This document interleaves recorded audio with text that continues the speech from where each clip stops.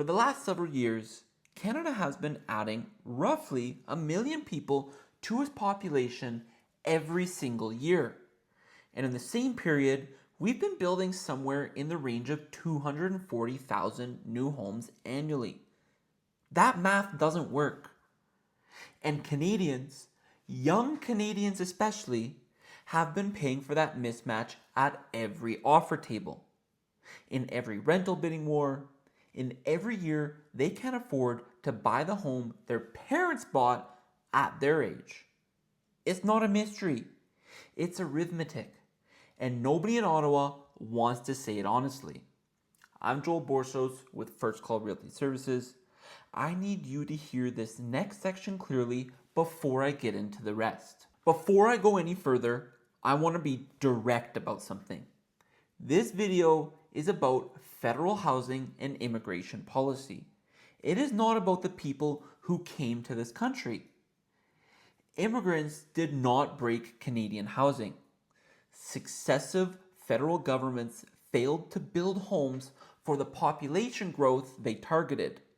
Those are two completely different things. Every immigrant family that came here did what our government asked them to do. They applied through our systems, they came here legally, they contributed.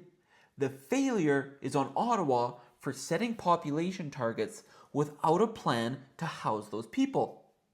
That's a policy failure at the very top, not a people failure from the bottom. If you can't separate those two things, then this video is not for you. Genuinely. Come back for the next market update or the next video, but if you can hold both ideas at once, that Canada needs immigration and that we have to build homes to match the population growth, then let's talk about the math. Before we get into the full video, subscribe if you want more Canadian real estate and housing policy content, and drop your thoughts in the comments. I want to hear a real conversation. Let's get into it. Let me walk you through the numbers because they tell the whole story on their own. Canada's population growth by roughly 1 million people or more per year in each of the last several years that includes permanent residents, temporary foreign workers, international students, refugees, and interprovincial births minus death. The exact numbers vary year to year, but the scale is consistent, roughly 1 million people. In the same period of time, Canada has built somewhere in the range of 240,000 housing units per year. That total starts across the country. Detached, apartments, everything. Now, let's do the math. If the average Canadian household is about 2.5 people, then 1 million new residents need somewhere around 400,000 new homes just to keep supply and demand in balance. Not to catch up on any existing shortages, that's just to keep pace. 240,000 built, 400,000 needed every single year for years. That gap compounds every year.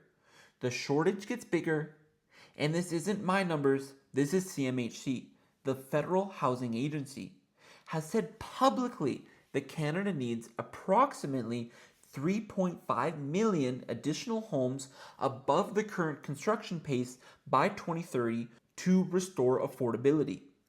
That's the government's own estimate on how deep the hole is.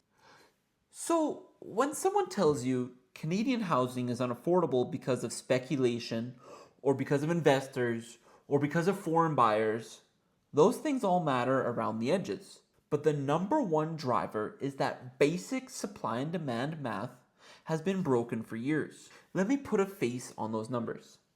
The average age of a first-time homebuyer in Canada has been steadily rising for years.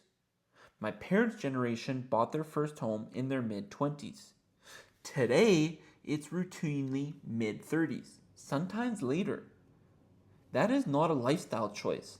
That is math forcing an entire generation to delay ownership. Here in Calgary, detached home prices have grown enormously over the past 5 years, even with the recent cooling. Toronto and Vancouver are worse, dramatically worse. Rents in every major Canadian city have climbed at rates that outpace wage growth by a wide margin. And the effects will go well beyond individual buyers. When a 25-year-old can't afford to buy, they wait to have kids. When they wait to have kids, our demographic problem gets worse. When rents eat 40 or 50% of a paycheck, disposable income collapses and small businesses feel it. This isn't only a real estate problem, it's a Canadian standard of living problem, and housing math is at the center of it. So, how did we get here? The federal government set immigration targets. That's their job. We're a country built on immigration, and we still need it. But they set those targets without any binding commitment to build the housing supply required to house the population they're bringing in. That's failure number one. Meanwhile, provincial governments across this country failed to reform zoning in a meaningful way. In most Canadian cities, you can't build a duplex on a lot zoned for a single family home. You can't add a townhouse where a single house sits. Every meaningful housing project has to fight roughly years of appeals and public hearings. That's failure number two. Municipal governments block density project after density project. Every new low-rise apartment building or missing middle proposal became a political fight. And the not in my backyard politics won more often than they lost. Failure number three. And on top of all that, federal housing programs the last several years have produced almost nothing at the scale we actually need. Ribbon cutting videos and press releases don't build homes. Failure number four. 4 levels of failure, all compounding, all landing on the shoulders of Canadians who can't afford to buy a home. And every level of government wants to point at one another and say, not my job. That's literally how we got here. I'll tell you what I think would actually work. 3 things. First one, tie immigration targets to housing completions. If we're going to bring 1 million people in a year, we have to be building those homes to accommodate it. Full stop. If housing completions fall behind, immigration targets should adjust accordingly until we catch up. Not because of anything about immigrants, because you can't house 1 million people in 240,000 homes. It's a math problem, and we should solve it by matching one side to the other. 2, massive rezoning reform across every Canadian city. Legalize the missing middle. Duplexes, triplexes, fourplexes, townhomes on every residential lot in the country. British Columbia has already done some of this. Ontario has taken small steps. Alberta needs to lead, not follow. Let the market build the density it wants to build without 10 years of appeals. 3, direct federal funding for missing middle construction. Not more government-run apartment towers, direct financing for private developers to build the row homes, semi-detached and low-rise multifamily units that build buyers what they actually need. That's where the demand is.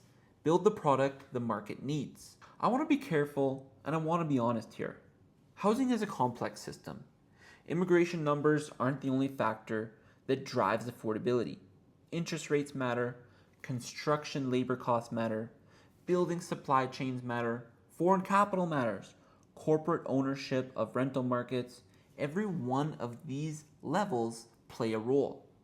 Now I understand Calgary's already done some of the attempted rezoning, and we all know the pushback that happened because as of start of this August, everything got repealed. And I don't disagree with that either, because I think they went about it in a bit of a frustrating way. You can do this blanket rezoning in a very strategic way because the goal was to build affordable housing, and affordable housing did not get built. So if you're going to do the rezoning and we are going to build affordable homes, then we need to do everything we can to help accomplish that.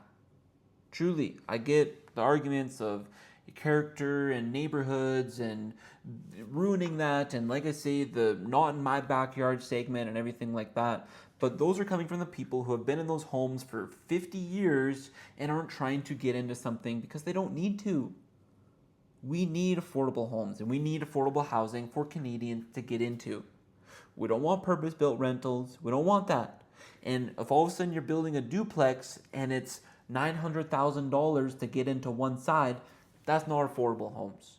It isn't. So we need to figure out a more strategic way to accomplish it. But if you're being intellectually honest about the biggest single lever that Ottawa can actually pull, it is the supply and demand mismatch. And the biggest driver of that mismatch has been the population growth outpacing construction. That's not the whole story, but it's the biggest chapter. And it's the one nobody in federal politics wants to talk about directly because it's uncomfortable. If we don't talk about it, the math doesn't stop compounding. Share this video if it landed with you. This is a conversation Canadians need to be having publicly, not just at kitchen tables. The more the math gets discussed, the less politicians can hide behind the vague talking points. Comment your thoughts below. Agree, disagree, whatever. I want a real conversation. And hit subscribe if you want more videos like this. I'm Joel Borsos with First Call Realty Services.